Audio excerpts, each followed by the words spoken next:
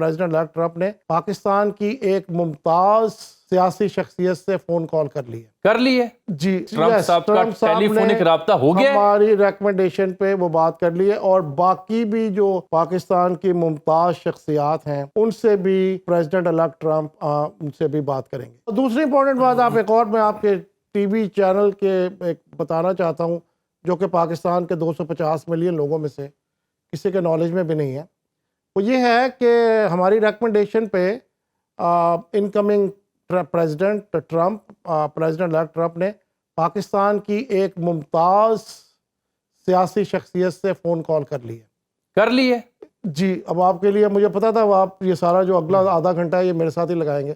ایک ممتاز پاکستان کی سیاسی شخصیت سے ٹرمپ صاحب کا ٹیلی فونک رابطہ ہو گیا، ہماری ریکمنڈیشن پہ وہ بات کر لی ہے، اور باقی بھی جو پاکستان کی ممتاز شخصیات ہیں ان سے بھی پریزیڈنٹ الیکٹ ٹرمپ ان سے بھی بات کریں گے، تو وہ یہ چیز ہو چکی ہے۔ یہ ممتاز شخصیات وہ ہیں جو ہمیں نظر آتی ہیں یا وہ بھی ہیں جو جن کو ہم دیکھ نہیں سکتے، مل نہیں سکتے؟ بالکل وہی ہیں جو آپ کو روز نظر آتی ہیں، تو وہ I will not going to reveal, اگر وہ خود کرنا چاہیں بعد میں۔ نہیں، میرا چھوٹا سوال اور لے لینا، آپ بتائیں۔ میرا سوال یہ کہ ان ممتاز سیاسی شخصیات میں کوئی ایسی شخصیت بھی ہے جو اقتدار میں نہیں ہے، اقتدار سے باہر ہے، اور جس سے ہم صحافی مل نہیں آپ 14 سکتے؟ سوال کریں اس کے بعد جواب دوں گا۔ نہیں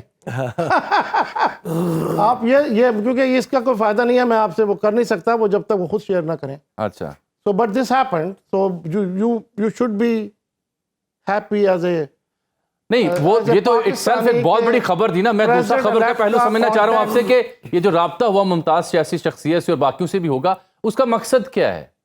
connection just to ابھی آپ نے بات کی دیکھیں پاکستان کیا اس رابطے سے پاکستان کا جو پولیٹیکل سینیریو بدلے گا؟ سنیں جی دیکھیے، یہ تو پاکستان کے انٹرنل ایشوز پہ تو میں بات نہیں کر سکتا نا۔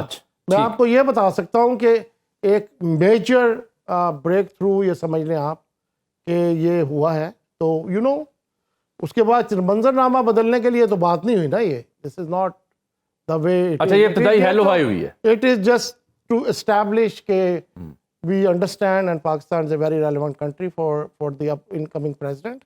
بٹ آف کورس اب آپ جو جس کی رک گرانٹ کی آپ بات کرتے ہیں، اب وہ طاہر نے بالکل صحیح کہا کہ یہ تو مطلب دیر آر پولیٹیکل آپریٹرز، ہی انڈرسٹینڈ کہ یار ایک 250 ملین لوگوں کا کنٹری ہے، اتنا بڑا ڈائسپورا ہے، اور میری ایک ٹویٹ سے یہ اتنے سارے آ جاتے ہیں، وہ یہ تو نہیں دیکھتے نا کہ یہ جان اسمتھ نے لائک کیا ہے یا محمد رشید نے کیا ہے، رائٹ؟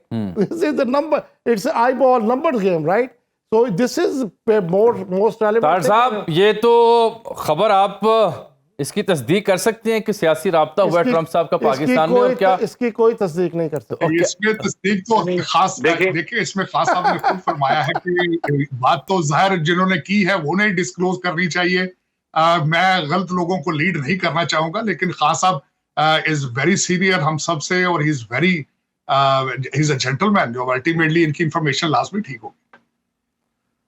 تو دیکھیں میں طاہر جاوید خان صاحب کچھ کہہ رہے ہیں جی۔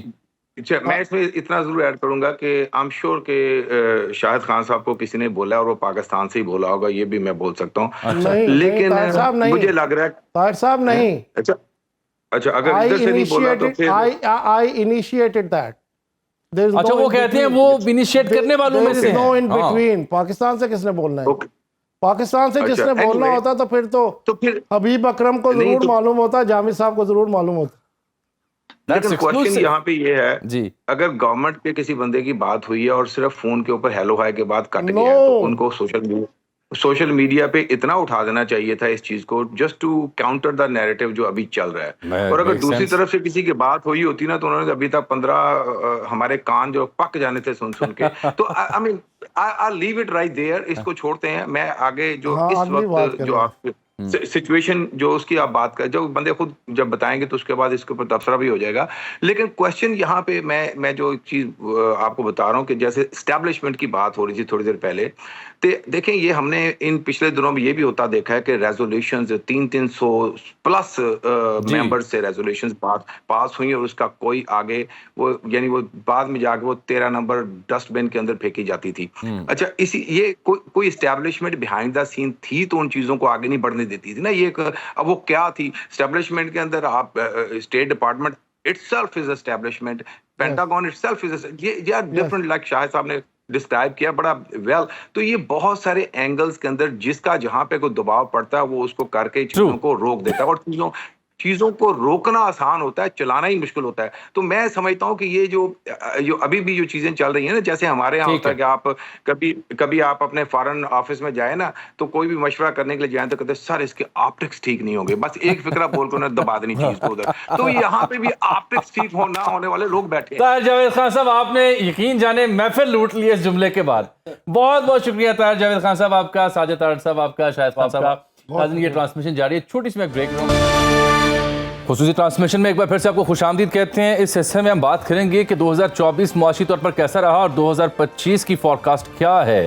2024 کے اشاریوں کو ذہن میں رکھتے ہوئے میرے ساتھ دو بڑے خاص مہمان, ڈاکٹر خاقان نجیب معاشی امور کے ماہر ہیں, اور جناب حبیب اکرم صاحب سیاسی تجزیہ نگاری کے علاوہ معاشی امور کے تجزیہ نگار بھی ہیں. سکہ بند بالکل ہیں. اس سال میں جو ختم ہونے والا ہے, ایک تو IMF نے $7 ارب کے بیل آؤٹ پیکج کی منظوری دی, پھر قرضوں میں اضافہ ہوا 3,919 ارب کا, اور پھر بیرونی سرمایہ کاری کے بارے میں سرکاری اہداف یہ کہتے ہیں کہ 11.58% اس میں اضافہ ہوا.